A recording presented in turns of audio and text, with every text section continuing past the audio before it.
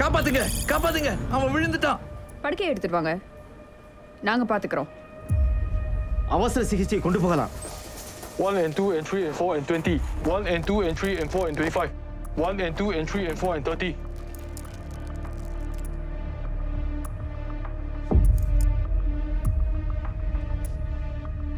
இறந்த நேரம் 4:28. எல்லாம் சரியாயிரும் அன்பே, கவலைப்படாத, சரியா? டாக்டர். அலிஃப், டாக்டர். பைஷா, டாக்டர். மன்னிச்சிடுங்க, எங்களால் வேறு எதுவும் செய்ய முடியலை. உங்கள் 2 பேரையும் தனிமையில் இருக்க விடுறேன். வருந்துறேன். ஐஷா. அகில். தாதியே, அந்த பிள்ளைங்களிடம் காணப்பட்ட காயங்களை பார்க்கும்போது அதில் வேறு கதை இருப்பதாக தோணுது. இப்போ நான் என்ன செய்யணும் டாக்டர்? நாம் காவல்துறையில் புகார் செய்யணும். புரியுது. இந்த குறிப்புகளை எடுத்துக்கங்க. அந்த பிள்ளைய விழுந்து அடிப்பட்ட காயத்துக்காக கொண்டு வந்தாங்க. அந்த ஆண்டவர் அது விபத்துன்னு சொன்னாரா? அந்த காயங்களை சோதிச்ச மருத்துவர் அந்த காயங்கள் விபத்தால் ஏற்பட்டிருக்காதுன்னு நினைக்கிறாரு. அன்பே,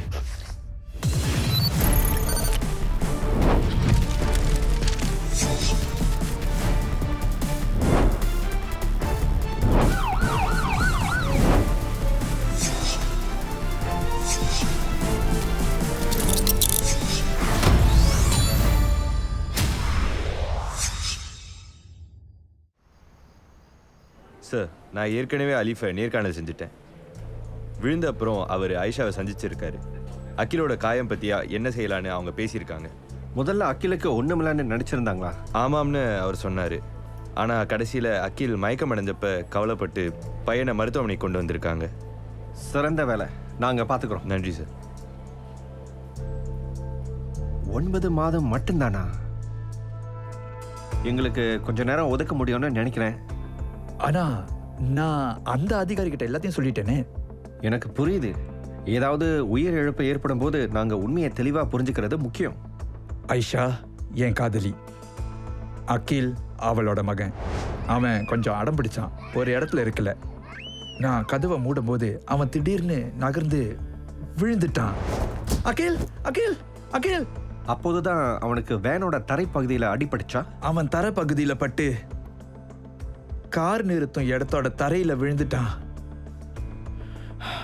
பிறகு நீங்கள் அதைத்தான் டாக்டர் மைக்கேல் டானியிடமும் சொன்னீங்க, சரியா? ஆமா. அகில் தலையில் நல்லா தெரிகிறபடி 3 காயங்கள் இருப்பதை கவனித்தேன். அலிஃப் சொல்வது போல அகில் விழுந்திருந்தா 1 அல்லது 2 சாதாரண காயங்கள் மட்டும்தான் ஏற்பட்டு இருக்கும். அலிஃப் சொன்ன சம்பவமும் நடந்த காலமும் வழக்கத்துக்கு மாறாக இருந்ததா சொன்னீங்க. விழுந்தது நள்ளிரவு நேரத்தில் நடந்ததுன்னு அவர் என்கிட்ட சொன்னார். அலிஃப் ஆயிஷாவை அதிகாலை 1 மணிக்கு சந்திச்சிருக்கார். ஆனால் அவங்க மருத்துவமனைக்கு காலையில் 4 மணிக்கு அப்புறம் தான் வந்திருக்காங்க. ஆமாம், நாங்கள் அந்த பிள்ளைக்கு சிகிச்சை கொடுத்து முடியாமல் போய் அவர் இறந்த நேரம் சுமார் 4:30ன்னு நினைக்கிறேன். விபத்து நடந்ததுக்கும் அகில் மருத்துவமனைக்கு கொண்டு வரப்பட்டதுக்கும் இடையே நிறைய நேர இடைவெளி இருந்திருக்கு. அதனால தான் நான் நினைக்கிறேன் ஏற்பட்டிருந்த அந்த காயம் விபத்தாக இருப்பதற்கு வாய்ப்பு இல்லைன்னு நான் சந்தேகப்படுறேன். வணக்கம் சார், நானும் ஹமீத்தும் இதுவரை இந்த வழக்கை பற்றி அறிஞ்சு கொண்டதை வச்சு நீங்கள் என்ன நினைக்கிறீங்கன்னு தெரிஞ்சுக்க ஆசைப்படுறோம். நன்றி. முதல்ல அந்த வேனை சோதனை செய்யலாம். இங்க தான் வேன் தரையில் அவனோட தலை அடிபட்டது. அப்ப அந்த பையனோட தலை தரையில விழுறதுக்கு முன்னால இங்க பட்டு அதன் பிறகுதான் கீழே விழுந்தான். ஆமா, இங்க தான் ஏதோ ஒரு பகுதியில். ஆமா சார், நான் என்ன சொல்றேன்னா, நீங்க உட்லண்ட்ஸ் காவல் நிலையத்திற்கு வந்து எங்க புலனாய்வுல உதவும்படி கேட்டுக்கொள்றேன். ஓகே.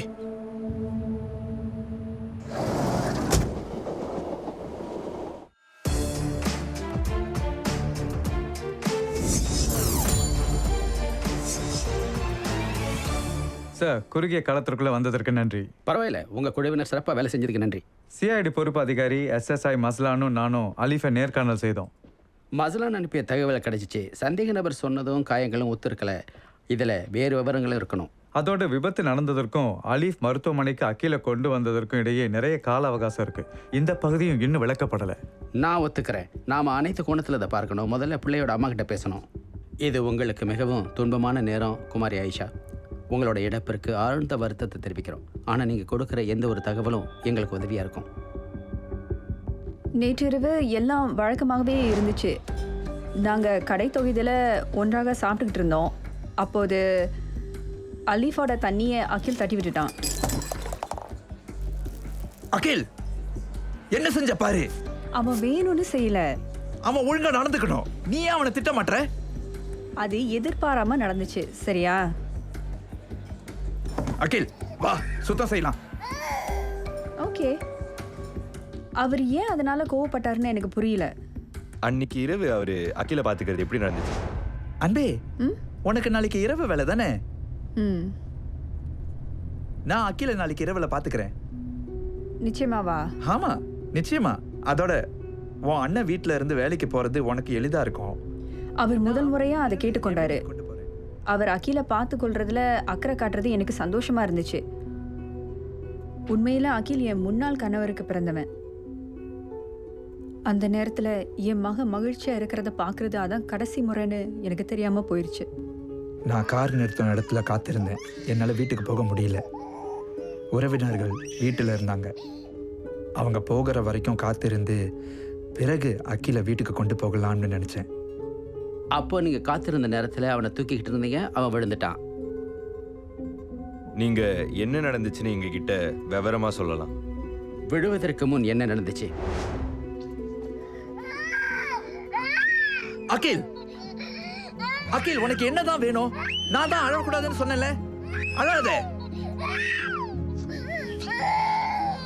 அவன் தொடர்ந்து அழுதான். நான் ஆத்திரமாயிட்டேன். வாய மூடு, அழாத. ஆனா நான் அவனை துன்புறுத்த நினைக்கல. என்ன செஞ்சீங்க?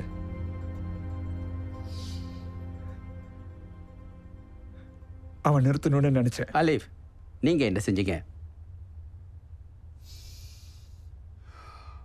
நான் அவன் தலைய வேன் தரையில தள்ளல.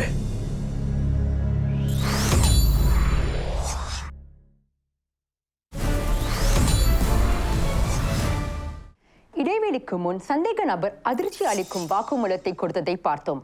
புலனாய்வு அதிகாரி அடுத்து என்ன செய்ய போகிறார்? அதை பற்றி தெரிந்து கொள்வதற்கு முன் 2025 நிகழ்ந்த மோசடி பற்றிய விவரங்களை தெரிந்து கொள்வோம்.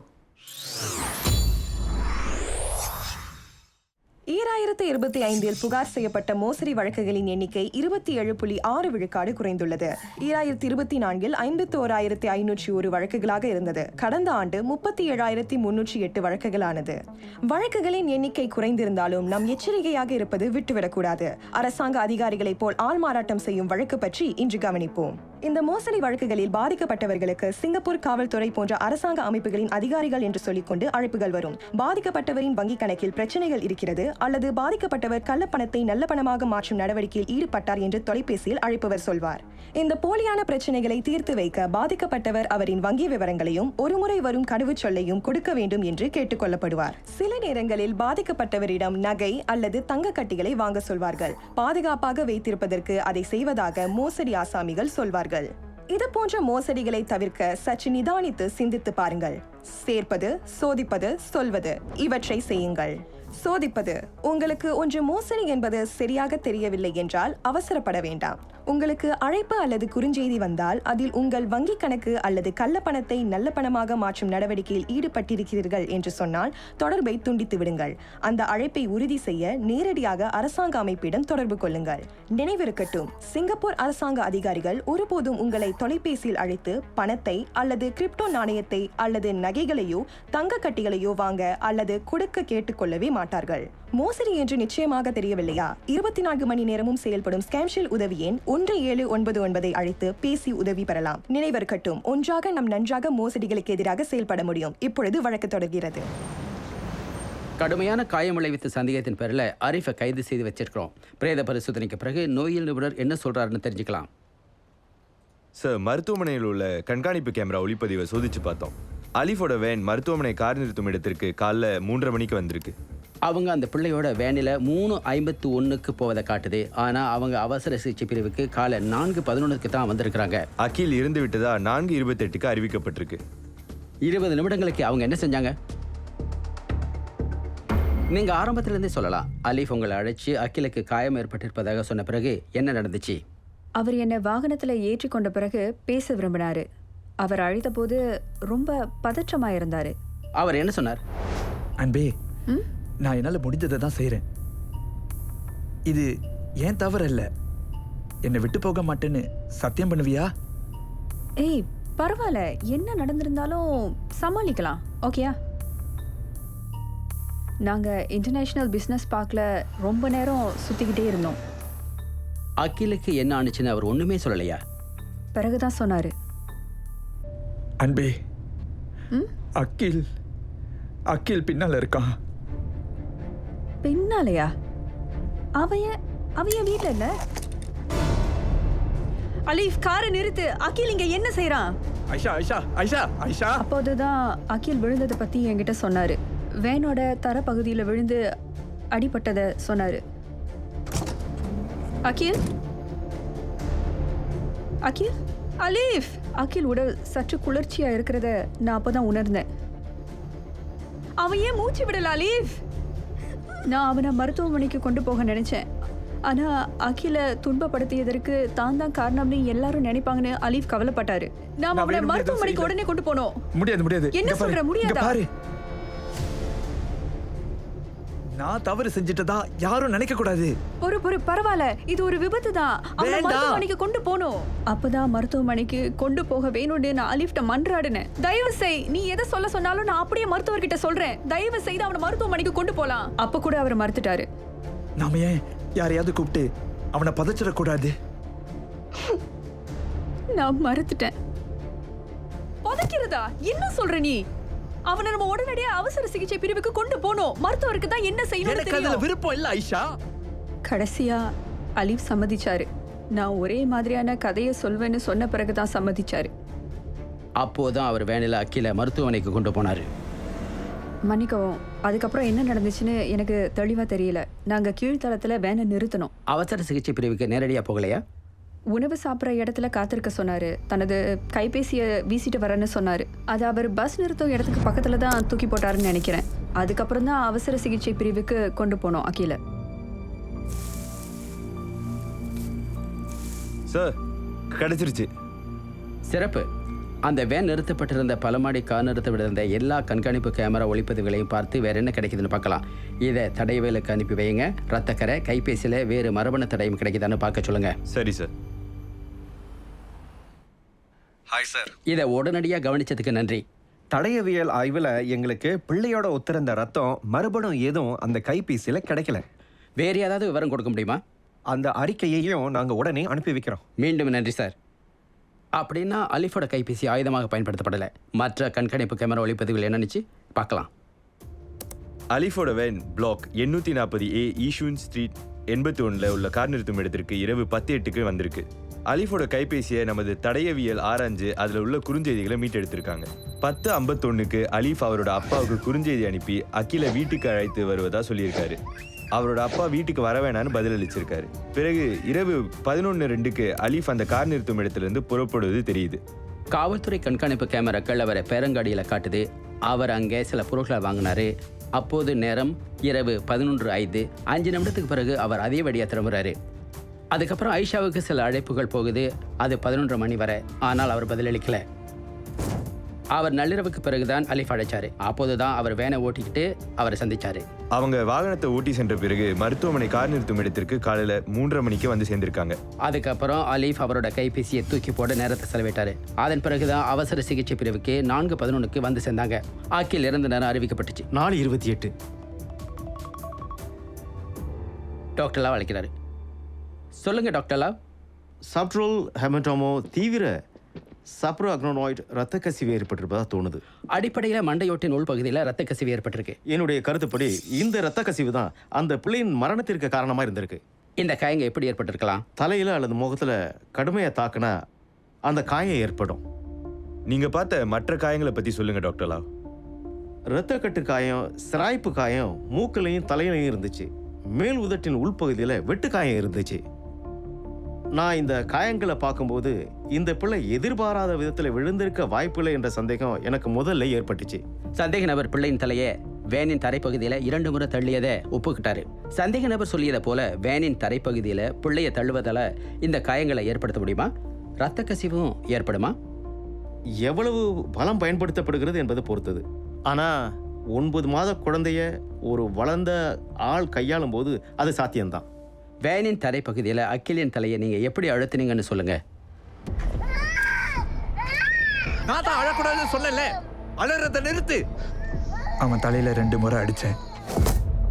தலைய வேன் தரையில தள்ளினேன். ஆனா நான் கொஞ்சம் பலத்தை தான் பயன்படுத்தினேன். அகிலிட காணப்பட்ட காயங்கள் தீவிரமானவை என்பது எங்களுக்கு தெரியும். அவனது நெற்றியில 3 இரத்தக்கட்டு காயங்கள் இருந்தன. வேறு ஏதாவது வழியில அவனை தாக்குனீங்களா? இல்ல, நான் செய்யல. இதை செஞ்சப்ப உங்க மனநிலை எப்படி இருந்துச்சு? ஏன் அதை செஞ்சீங்க? ஏன்னா அவன் அழுதப்போ எனக்கு ரீமாசா இருந்துச்சு. சங்கடமா இருந்துச்சுன்னு சொல்றாரு. அப்படி செஞ்சா அவன் அழுறதை நிறுத்திடுவான்னு நினைச்சீங்களா? ஆமா, ஆனா அவனை துன்புறுத்த நான் நினைக்கவே இல்லை. ஆனா அதுதானே நடந்துச்சு.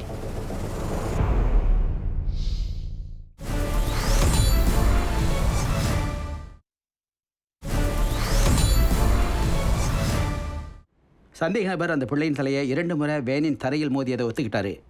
பலமா? அப்படின்னா பிள்ளையின் தலையில முகத்திலும் காயங்கள் ஏற்பட அது போதுமானதாக இருக்குமா? ஆமாம், அந்த வகையில் வேகமாக தலையை அப்படி தள்ளினா அது மண்டை ஓட்டுக்குள் காயத்தை ஏற்படுத்தும். இடது பக்க தலை சதையில் அது ஏற்பட்டிருப்பதை நான் கவனித்தேன். இந்த சக்திகள் மண்டை ஓட்டிற்குள் போகும்போது அது மூளையை பாதிக்கும். இரத்த கசிவினால் ஏற்படும் மூளை வீக்கம் மூளைக்குள் அழுத்தத்தை ஏற்படுத்தி அதனால் பாதிப்பு ஏற்படுத்தி இருக்கும். மண்டை ஓட்டு பாதிக்காமல் இருந்தாலும் இந்த காயங்கள் ஏற்பட வாய்ப்பு இருக்கா? இப்போது இதில் ஒன்றை முக்கியமாக கவனிக்க வேண்டும். இந்த வழக்கில் மண்டை ஓடு உடையவில்லை. இளம் பிள்ளையின் மண்டை ஓடு நெகிழ்வாக இருக்கும். அவை வலுவான தாக்கத்தை ஏற்கக்கூடியவை. உடையாமலும் இருக்கலாம். மண்டை ஓட்டில் ஏற்படும் தாக்கம் மூளையின் மேற்பகுதியில் உள்ள இந்த இரத்த குழாய்களை அறுக்கலாம். உங்களுடைய நிபுணத்துவ ஆலோசனைக்கு நன்றி டாக்டரா. நான் அவனை காயப்படுத்தவோ கொலை செய்யவோ நினைக்கல, சத்தியமா. அப்படின்னா ஏன் அதை செஞ்சீங்க? நான் அந்த நேரத்தில் ஆத்திரத்தில் அவன் அழறதை கேட்டு அப்படி செஞ்சிட்டேன். அகிலுக்கு காயம் ஏற்பட்டிருப்பதை அறிஞ்ச பிறகு நீங்க ஏன் ஆயிஷாவை கூப்பிட்டீங்க? ஏன்னா அவன் காயம் அணிஞ்சிருக்கிறத பத்தி அவ தெரிஞ்சுக்கணும். அவன் அவளோட மகன்.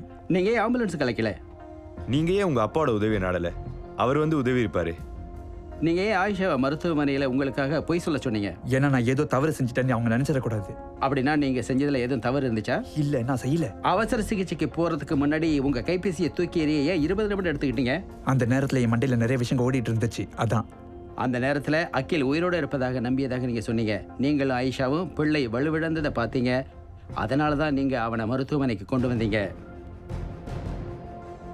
உண்மை என்னன்னா அகிலின் உயிரை காப்பாற்ற நீங்க அவசரமே படல. அதனால தான் நீங்க இன்டர்நேஷனல் பிசினஸ் பார்க்கு காரை ஓட்டிட்டு போனீங்க. நீங்க செஞ்சதை மறைக்க பார்த்தீங்க. எதுவும் செய்ய முடியாதுன்னு தெரிந்த பிறகு நீங்க அவனை மருத்துவமனைக்கு கொண்டு வந்திருக்கீங்க. அப்ப கூட நீங்க அகிலை உடனடியாக அவசர சிகிச்சை பிரிவுக்கு கொண்டு போகல. உங்க கைபேசியை தூக்கி எறிய நேரம் எடுத்துக்கிட்டீங்க. எங்களிடம் உண்மையை சொல்லுங்க. நீங்க அகிலை தாக்கினீர்கள். நீங்க செஞ்சதை மறைக்க பார்த்தீங்க. கடைசியா அந்த பிள்ளையோட உயிர் பலியானது. தடயவியல் துறை வேனை பரிசோதிச்சுட்டு இருக்காங்க. ஒரு சில ரத்தக்கரைகளை அவங்க கண்டுபிடிச்சிருக்காங்க, மிகச்சிறியவை. அவை மரபணு சோதனைக்கு அனுப்பி வைக்கப்பட்டிருக்கா? ஆமா சார், பாதிக்கப்பட்ட அகிலோடு அது ஒத்துப்போகுது. அலிஃபை கூட்டிக்கிட்டு சம்பவ இடத்துக்கு போய் என்ன நடந்துச்சுன்னு பார்க்கலாம்.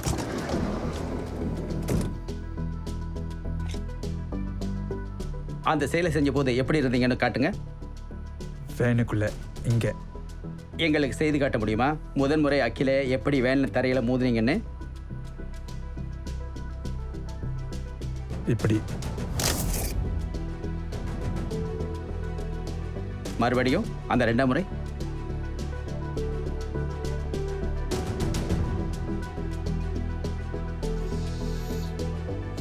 இப்படி. முதல் நேர்காணலப்ப அந்த விழுந்த சம்பவம் பத்தி அவர் சொன்னாரு. தான் செஞ்சது என்னன்னு அவருக்கு நல்லா தெரியும். ஆனா அவர் அதை மறைக்க பார்த்தாரு. எப்படியோ உண்மை எப்போதுமே வெளியே வந்துடும். அலீஃப் ஒரு கதையை கட்டி உண்மையை மறைக்க பார்த்தாரு. கடைசியில் சிறுவன் அகிலின் சார்பாக ஆதாரங்கள் துணையாக நின்றுச்சு. குற்றப்புலனாய்வு துறையின் தீவிரமான விரிவான புலனாய்வு மேற்கொண்ட அதிகாரிகளுக்கு நன்றி கூற வேண்டும். அன்றிரவு நிகழ்ந்த சம்பவத்தின் உண்மை கண்டுபிடிக்கப்பட்டது. குற்றம் செய்தவர் நீதியின் முன் நிறுத்தப்பட்டார். புலனாய்வுக்கு தேவைப்பட்ட முக்கியமான ஆதாரங்களை சுகாதார அறிவியல் ஆணையத்தின் நோயியல் நிபுணர்கள் கண்டுபிடித்தனர். காயங்களை பற்றிய அவர்களின் ஆய்வு இந்த வழக்கிற்கு முக்கியமாக தேவைப்பட்டது. அதுபோன்ற குற்றங்களை செய்வோரை கண்டுபிடிப்பதில் காவல்துறை அனைத்து முயற்சிகளையும் எடுக்கும். சம்பந்தப்பட்டவர்கள் சட்டத்தின்படி கடுமையாக தண்டிக்கப்படுவார்கள். போக்குவரத்து காவல்துறை அமலாக்க நடவடிக்கைகளை அடிக்கடி மேற்கொள்கிறது. தவறான வாகன ஓட்டிகளுக்கு எதிரான அந்த நடவடிக்கைகள் சாலைகளை பாதுகாப்பாக வைத்திருக்கிறது. இன்றிரவு அப்படிப்பட்ட ஒரு நடவடிக்கையை பார்க்க போகிறோம்.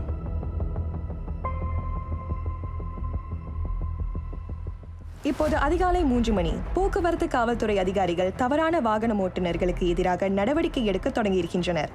வாகன ஓட்டிகள், பயணிகள், வாகனங்கள் சோதிக்கப்படுவதை நீங்கள் பார்க்கலாம்.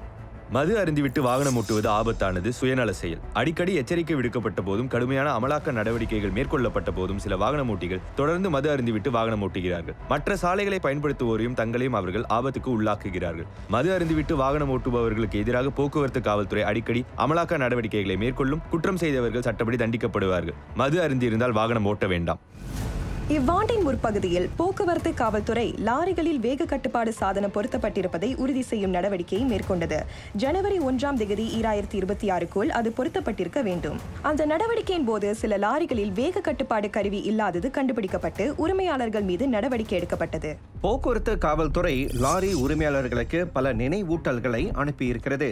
கால அவகாசத்திற்குள் வேக கட்டுப்பாட்டு கருவியை பொருத்தும்படி அதில் கேட்டுக்கொள்ளப்பட்டது. கட்டாய கால வரையறைக்குள் வேக கட்டுப்பாட்டு கருவியை பொருத்த தவறிய லாரி உரிமையாளர்களுக்கு எதிராக நடவடிக்கை எடுக்க தயங்க மாட்டோம்.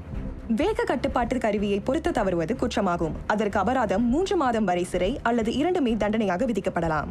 அடுத்த கட்ட நடவடிக்கையாக 2018க்கு முன் பதிவு செய்யப்பட்ட 3501 முதல் 5000 கிலோ எடையுள்ள லாரிகளில் 2026 ஜூலை 1 தேதிக்குள் வேக கட்டுப்பாட்டு கருவி பொருத்தப்பட வேண்டும். வழங்கப்பட்டுள்ள கால அவகாசத்திற்கு முன்னதாகவே லாரி உரிமையாளர்கள் அதை செய்யும்படி கேட்டுக் கொள்ளப்படுகின்றனர். போக்குவரத்து காவல்துறை போக்குவரத்து விதிமுறைகளை மீறி மற்றவர்களின் பாதுகாப்புக்கு அச்சுறுத்தலாக இருப்பவர்களுக்கு எதிராக கடுமையான நடவடிக்கையை எடுக்கும். சாலைகளை பயன்படுத்தும் அனைவரின் பாதுகாப்புக்காக வாகன ஓட்டிகள் சிங்கப்பூரின் போக்குவரத்து சட்டங்களை மதித்து நடக்கும்படி கேட்டுக் கொள்ளப்படுகின்றனர். இன்றைய குற்ற கண்காணிப்பு நிகழ்ச்சியின் நிறைவை எட்டியிருக்கிறோம். உங்களிடமிருந்து விடை பெற்றுக் கொள்வது ASP சிந்து. மீண்டும் சந்திப்போம். அதுவரை குற்றங்களை தடுக்க, தவிர்க்க, கண்டுபிடிக்க உங்கள் பங்கை செய்யுங்கள். வணக்கம்.